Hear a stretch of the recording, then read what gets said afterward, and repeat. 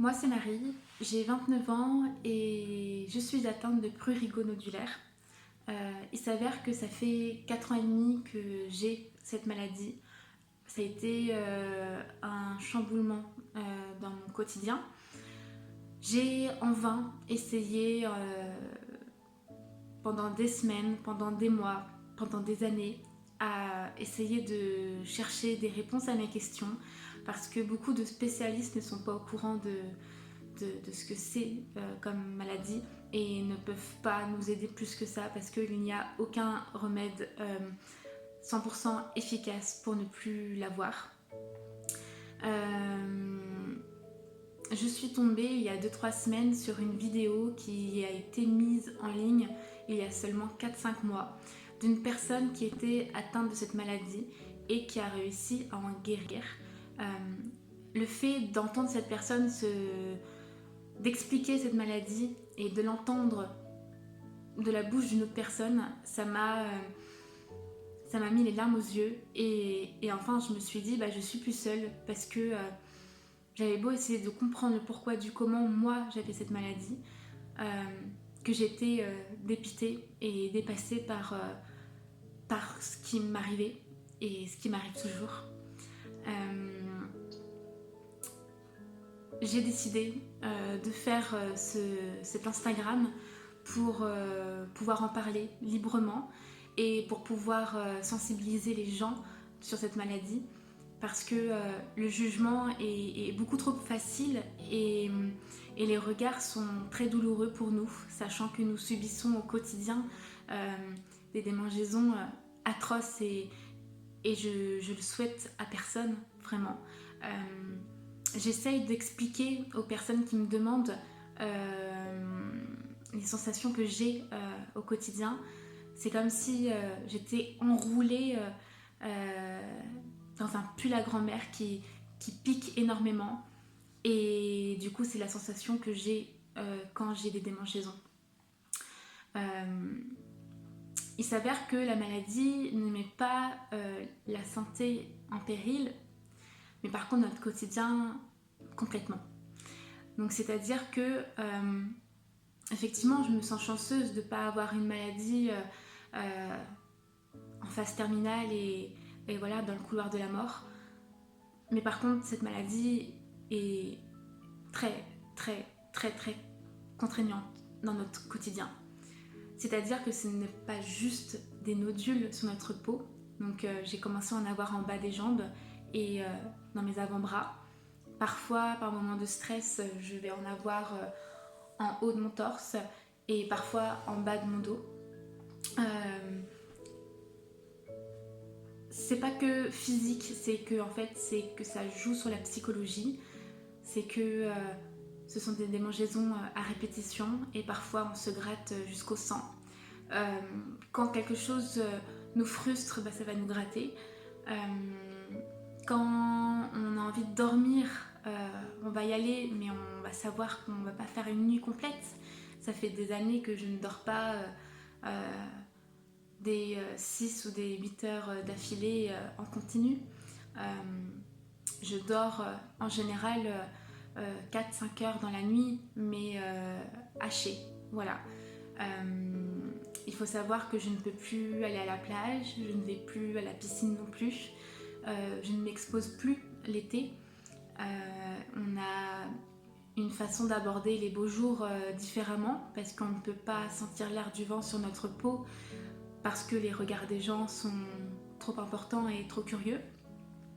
Je ne peux plus mettre de robe, je ne peux plus mettre de pantacourt parce qu'il ne faut pas que 1 centimètre de ma peau puisse dépasser parce que sinon on me voit sous ma forme initiale et on voit mes taches tout simplement. Donc du coup l'été c'est très compliqué pour s'habiller. Je mets des pantalons fluides, des pantalons larges, des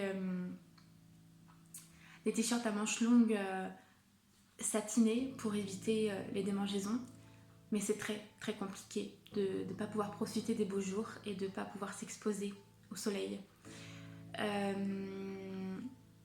Il s'avère que moins de 6000 personnes sont atteintes de cette maladie en France et que environ 680 000 personnes sont atteintes de cette maladie dans le monde.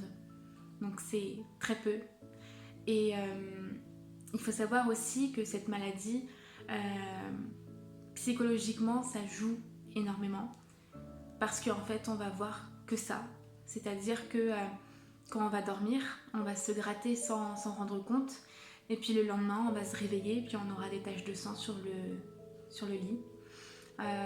Cette maladie, c'est qu'on ne peut pas utiliser des produits de grande surface pour se laver.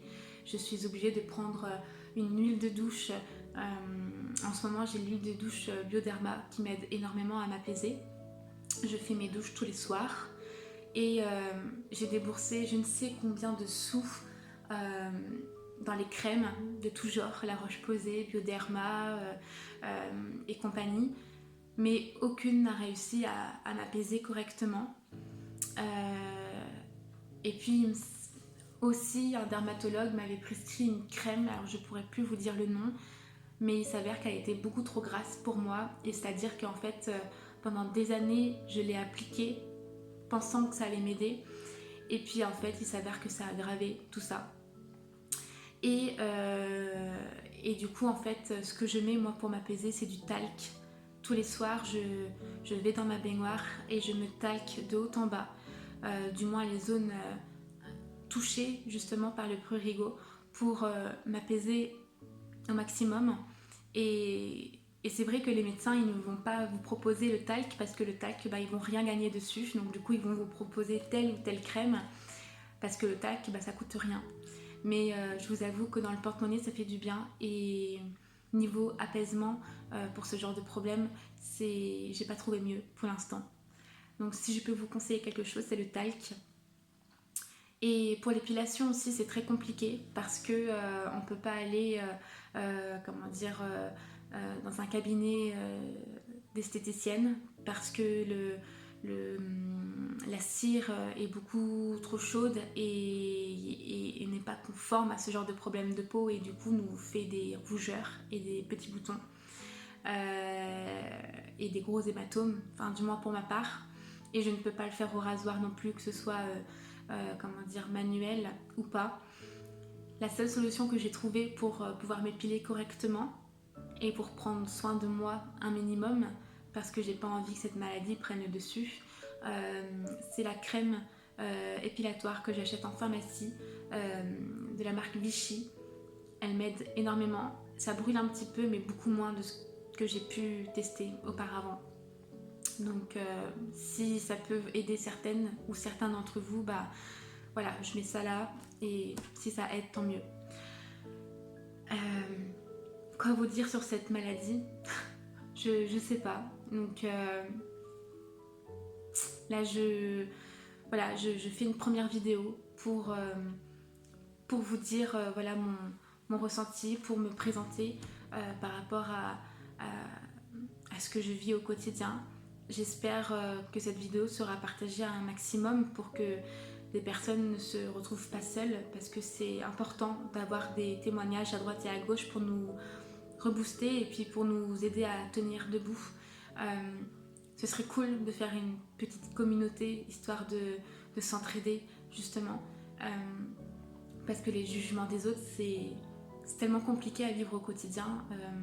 Personnellement, je vis dans le commerce et je suis manageuse dans une boutique, voilà, où je vends des viennoiseries, des gâteaux, etc. et du café.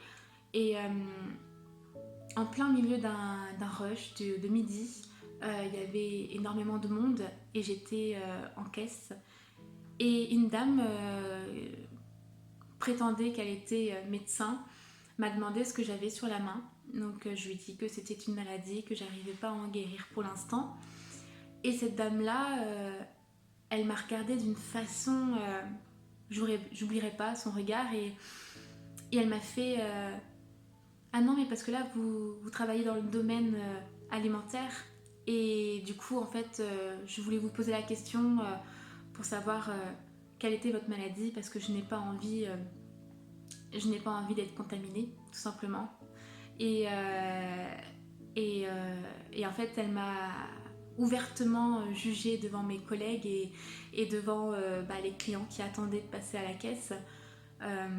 Parce que voilà, j'étais différente, parce que sur ma main ça se voyait, voilà. Et je suis déjà mal au fond de moi d'avoir ce genre de problème, que une tierce personne qui arrive et qui vous déballe les choses, mais comme ça, en pleine figure.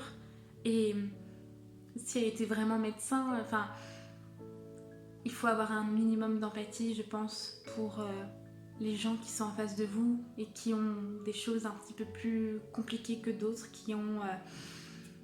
voilà. J'ai pas compris en fait son raisonnement. En tout cas, elle a repris ses pièces, mais comme ça, sans vouloir toucher ma peau. Et puis en fait, elle m'a jugée parce que je travaillais toujours dans le milieu alimentaire et que c'était pas forcément préférable par rapport à mes problèmes de peau. Donc là, je vous avoue que ça a été ultra compliqué. J'ai tenu parce qu'il y avait énormément de monde. Et au moment où je vais pour aller en pause,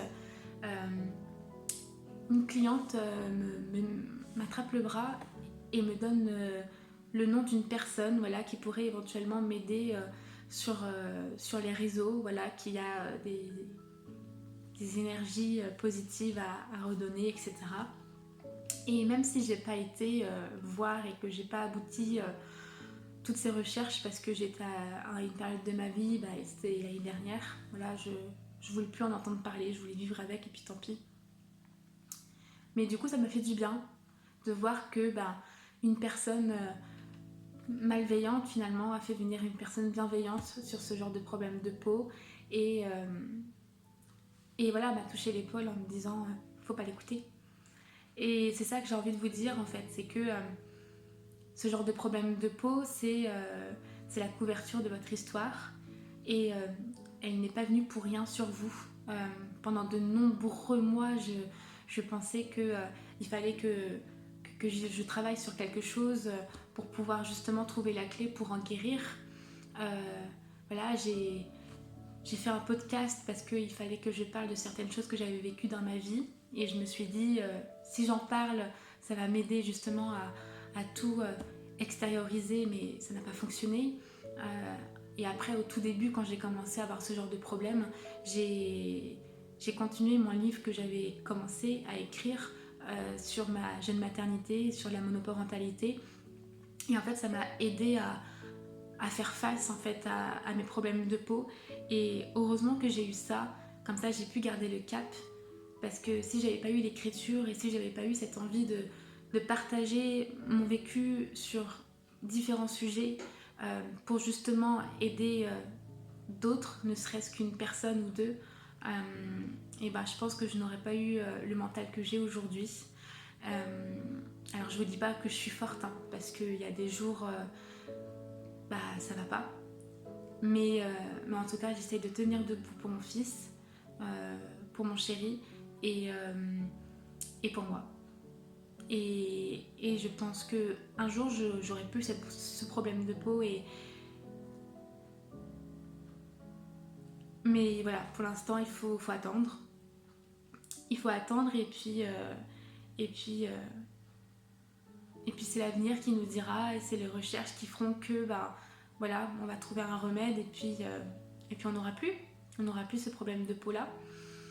Mais pour l'instant, voilà, je pense qu'il faut juste se soutenir entre nous et ne pas se juger.